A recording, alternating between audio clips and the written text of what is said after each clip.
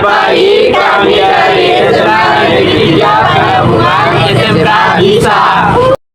Di sini saya akan menjelaskan tentang generasi perkembangan RAM.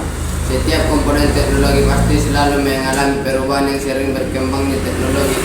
RAM pun demikian. Komponen ini mengalami perkembangan baik bentuk, kapasitas yang hingga kecepatan. Untuk memudahkan kamu, berikut sejarah perkembangan RAM hingga tahun 1834. Charles Babbage mulai membangun pemikiran analytical cikal bakal komputer. Perangkat ini hanya menggunakan memori baca dalam bentuk flowchart. Tahun 1932, Gustav Taussig menciptakan memori sederhana di Australia. Tahun 1936, Konrad Zuse mematenkan memori mekanik untuk digunakan dalam komputer. Memori komputer sederhana ini didasarkan pada sliding bagian logam. Tahun 1939, Helmut Schroeder menciptakan sebuah memori prototipe menggunakan lampu neon. 1952, di Antonov Berry komputer memiliki 60 bit kata 50 memori dalam bentuk kapasitor dipasang pada dua drum bergulis. Untuk memori sekunder menggunakan kartu kur. Tahun 1947, Friedrich Wilhelm Los Angeles mematenkan penemuan yang menggunakan memori inti magnetik. 1970, IBM mulai mengembangkan memori yang dinamakan DRAM atau Dynamic Random Access Memory.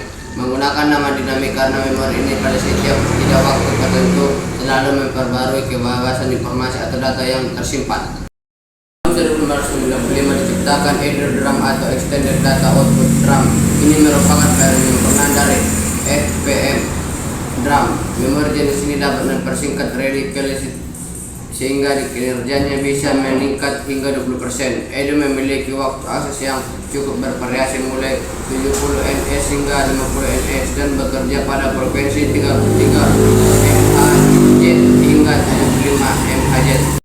Awal 1996 hingga 1997 mulai dikembangkan Source Dynamic Random Access Memory atau SDRAM. Ada dua tipe yakni PC66 dan PC100. Keduanya biasanya terpasang pada komputer Pentium 2-3 dan membutuhkan tenaga cukup besar. Tahun 1999 hadir DRAM atau Direct Rambus RAM. Memori ini mampu mengalirkan data sebesar 1,6 GB per detik. Masih di tahun 1999, dua perusahaan besar mikroprosesor Intel dan AMD bersaing ketat untuk meningkatkan kecepatan blok pada CPU. Namun kedua menemui hambatan ketika meningkatnya RAM.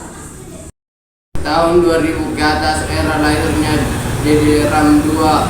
RAM jenis ini menjadi yang paling banyak digunakan di pasaran. Kamu dapat dengan mudah menemukan RAM ini pada komputer Pentium 4 hingga yang di atasnya. Memori ini dipilih karena hanya membutuhkan daya listrik sebesar 1,8 volt hingga menghemat listrik atau tegangan yang masuk ke komputer. RAM jenis ini dikembangkan secara serius pada tahun 2005. Tahun 2007 hingga sekarang muncul DDR3. Memori jenis ini memiliki kebutuhan daya yang berkurang sekitar 16% dibanding DDR2. Hal ini disebabkan memori jenis ini memakai teknologi 90 nm sehingga hanya membutuhkan tegangan 1,5 volt saja. Memori ini memiliki kecepatan yang baik dibanding memori-memori generasi awal. Saya telah menjelaskan generasi perkembangan RAM. Sekian, terima kasih.